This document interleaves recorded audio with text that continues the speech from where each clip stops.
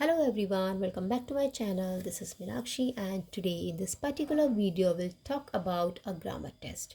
Okay, today we have a grammar test which have few questions here and I'm gonna discuss each and every question in detail so that you could know the answer of your question. Suppose if your answer was wrong, you would know the reason of your answer. Okay, and imagine guys, if this were your exam, okay, would you score 100%?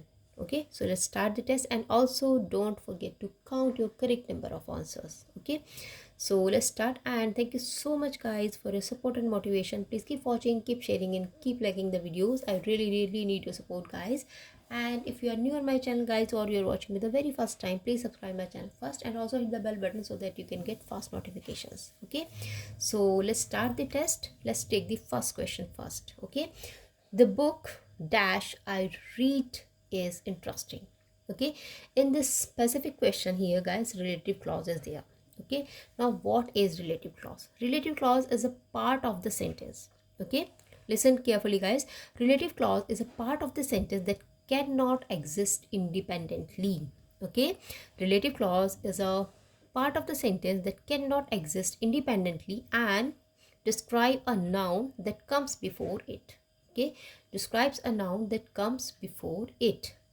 Okay, like here in this question, the book, whether it will be whom and which one will be the right option here. So the book which we use for non-living things specifically, and whom we use for living things. This is the very important thing. Okay, this we use for living things and this we use for non-living things. So here correct option is this, but why? Okay, but why it is? The book which I read is interesting. This is your relative clause. Okay, which. So which I read. Okay, these three words are your relative clause. Okay, so relative clause is a part of the sentence that cannot exist independently. It cannot exist independently here. Which I read is interesting. It cannot exist independently guys. So here relative clause will work in this sentence like the book which I read is interesting. Okay, that's what, which is your right option here. Let's talk about the second sentence. John threw the ball. We have to convert this into passive form. Okay, John threw the ball. So here what's the rule of the active and passive voice guys? So here John is your subject, threw is your verb, and the ball is your object. Okay, now what we have to do to make it passive, we will make this object here like subject, verb and object. This is a sentence. Okay, now to make, and this is active sentence guys. Now to make it passive, what we have to do, we will convert this object here. We will put this object here. Okay, and this subject will convert into object, and your verb's first form or second form will convert into third form of the verb. Okay, V3 form plus by will work in passive voice. Okay, to make it passive, what we have to do here guys, we will convert this subject into object. This subject will come here and will convert into object, and this object will come in the beginning of this sentence and it will become the subject. Okay, so this will come here and it will go here. And what about the verb, whatever it is, first form, second form, ultimately it will convert into verb's third form and with by plus by. Okay, so V3 form will be followed by. Okay, now so John threw the ball. So what we have to, the ball, okay, was thrown by John because it is past tense here. Okay, threw shows that it is your simple past tense. Threw, throw, threw and thrown. Okay, forms are throw, threw and thrown. Okay, throw, threw, thrown. So all the time this third form of the verb will work in passive voice. Whenever you will make an active sentence, when you convert an active sentence into passive sentence, okay, all the time you will use verb's third form plus by in passive voice. Okay, so here John threw the ball, so it will convert like the ball was thrown by John. Okay, so in such a way you can convert active sentence into passive voice. And why this was here? It is because it is your past tense. Okay, simple past tense. John threw. So when we'll convert this into passive voice, we will use was were, okay, according to the subject. So here subject is singular, that's what I'm using here. Was, the ball was thrown by John. Okay, now let's talk about the third sentence, guys. Dash the door. It's imperative sentence. Now what is imperative sentence? Let's talk about this first. Imperative sentences are the sentences, guys, that issue a command, okay, make a request or give instructions like. Okay, so imperative sentences are generally gives command, make request or issues. Okay, sense that issues command, request or give instructions that are used to communicate an action. Okay, they need to be taken. Okay, they are used to communicate an action that needs to be taken. So here we can say it can be negative or positive. Okay, your sentence can be negative or positive and may be used to convey a sense of urgency. So here opening the door is not. Here open the door, we are giving a command here. Okay, suppose here is a teacher, so she will give a command or she will give an order, just open the door. Okay, open the door. So such type of sentences are known as imperative sentence. So here where I'm gonna write here, I will put here open, verb's first form it is. Will not use this ing form of the verb. Only open the door will work here. Open the door, imperative sentence. All the time imperative sentences issue a command. Don't forget this, command, request or instructions. Okay, now let's talk about the fourth sentence here, guys. Helping verbs. Okay, it is based on helping verb. She dash attend the meeting tomorrow. So here in this sentence your keyword is, guys, tomorrow. This shows that it is your future tense. Okay, simple, sorry, it is present tense, past tense and future tense. So here tomorrow shows that it is your future tense, and according to future tense we will use the helping verb. There are helping verbs according to the tense changes, like there are so many helping verbs like is, mr, was, were, will, shall. Okay, has, have, had, was, were, etc. According to the tense, according to the subjects, helping verbs work. Okay, so here she, okay, was attend the meeting is fully wrong, because was, it shows tomorrow is the keyword here, which shows that it is your future tense. And what's the helping verb of future tense? Will, obviously. Okay, so she will attend the meeting tomorrow. Okay, in this sentence we are talking about helping verbs. So she will, it is simple future tense, guys. She will attend the meeting. With in simple future tense what happens? Will plus verb's first form. Okay, this v1 form. So she will attend the meeting tomorrow. Okay, now let's talk about the fifth sentence here. Okay, fifth sentence says what? I spoke dash to the principal. Here adverbial clause is, this question is based on adverbial clause. Now what is adverbial clause, guys? Here listen, guys, carefully. A group of words that functions as an adverb. Okay, a group of words that functions as an adverb is known as adverbial phrase. Now what is adverb? An adverb give answer to questions how, when, where, why, how much, like etc. Adverb of degree, adverb of manner, adverb of place, adverb of time. Okay, there are the types of adverb. Degree, okay, frequency, time, place, manner. Okay, so manner shows how. Okay, manner shows how in this sentence means how it is working like. So I spoke direct to the principal, or I spoke directly to the principal. In this sentence here directly is the right option. I spoke directly to the principal. What was the manner? Means here adverb of manner is working, but here adverbial phrase is working actually. Okay, adverbial phrase, directly. In what manner? I spoke directly. What was the manner? Okay, so I spoke directly. Adverbial phrase is here, guys, and adverbial phrase is what? Again I'm telling you, a group of words that functions as an adverb. Okay, so I spoke directly. I spoke directly to the principal. Next, let's take the sixth sentence here.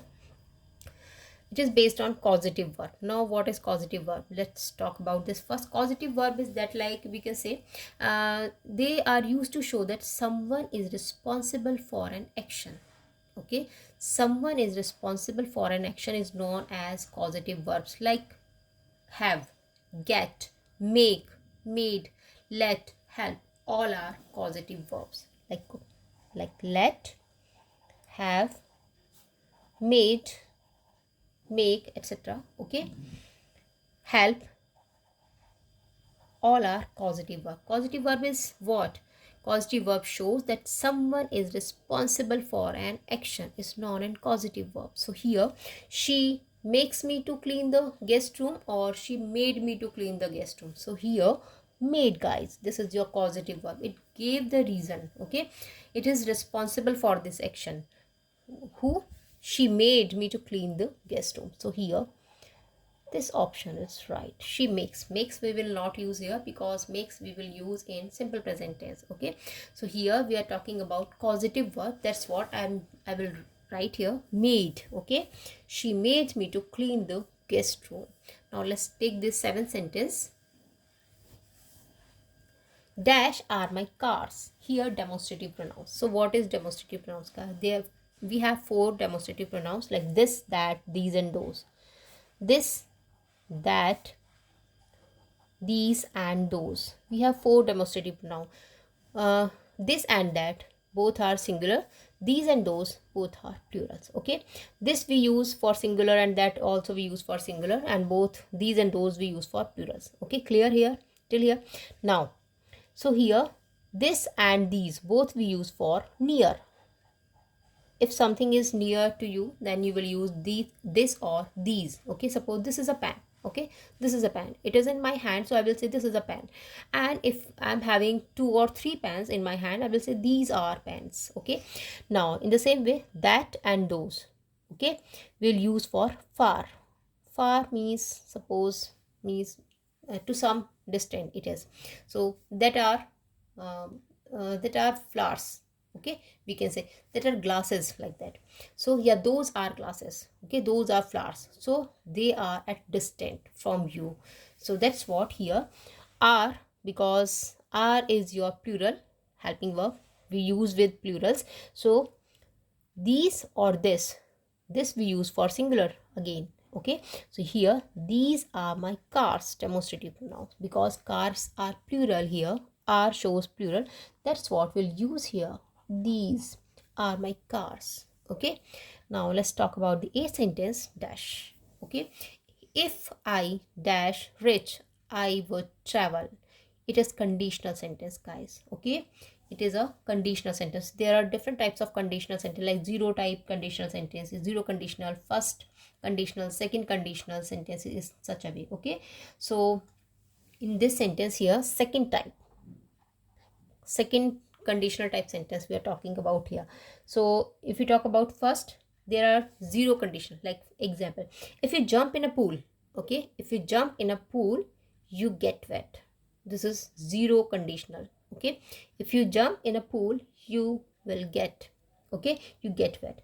If we talk about first conditional, we can say the example, like if you run a mile. Okay, if you run a mile in this scorching heat, you will sweat. Okay, if you run a mile in the scorching heat, you will sweat. This is first conditional. And here, because this is second conditional, in second conditional sentence, what happens? We use here all the time what? First is here, if I'm giving you the option here first, then I will let you know. If I were. Okay, in second conditional type sentences, what we have to do? We will use if I plus were. This is the structure, comma, I would plus V1 form. This is the structure of your second type of conditional sentences. Okay, if I were rich, so if I were rich, this will be I would travel. So I would travel. Travel is V1 form of the verb here. So this is your second conditional type sentence. That's what I'm using here, were. If I were, it is an imaginary situation. You can see, guys, Okay, second conditional sentence is used to imagine unreal situation, imaginary situation. So I am imagining, thinking that it is not possible. I'm just thinking, if I were rich, okay, if I were rich, I'm not rich, so I'm thinking if I were rich, so it is an imaginary thing. If I were rich, I would travel. So in this case, in second conditional type, you have to do if I plus were, okay, and comma, then you will use I would plus v1 form. This is the structure of second conditional type sentences. Okay, if we talk about third conditional type sentence, okay, what we have to do in that, if I had known you were coming, okay, if I had known you were coming, comma, I would have made more food. Okay, so here also we use would have made more food. Okay, would have we will use in third conditional type sentences. Okay, now let's talk about the ninth sentence. Here, linking verbs. What is linking verb, guys? Linking verb, as the name shows, it connects the subject with adjective. Okay, connects the subject with a sentence, okay, with adjective, noun or pronoun. So linking verb connects the subject of a sentence with adjective, noun or pronoun. In a nutshell, we can say, so he looking, or he looks, obviously he looks happy. Okay, he looks happy. If we use looking, we will use here he is looking happy. So if we use this option, we have to write is looking. So but we are not using this because it's wrong here. So linking verb we are using he looks happy. v1 form of the verb we will use. So linking verb connects the subject with subject. This is your subject. Linking verb is that, this is your linking verb. So linking verb connects your subject with adjective, noun or pronoun. Okay, now let's take the last sentence. And here we are talking about modal verbs. This sentence is based on modals. Okay, so modals are what? Modal verbs is used along with the main verb. Okay, main verb to express possibility, ability, permission, etc. Okay, modal verbs is used for possibility, ability, permission, etc. So here in this sentence, we will use I may swim or I can swim. It is I can swim because here I'm showing the ability. So I have the ability to swim. That's what I can swim. I will not use may. I can swim. Okay, whenever you have to show the ability, for ability we always use can. Okay, and we use may whenever we're talking about like God related things. May God bless you, may you live long. Okay, and suppose if you are asking and giving permission, may I come in? Okay, yes you may I come in? So he will answer yes you may. So in that case you will use may. But here we are showing the ability. That's what this can is your right option here. I can swim. Okay, so thank you so much, and that's all for today. If you like this video, just share the video with others, guys. Bye bye, have a nice day and take care. Thank you so much for watching.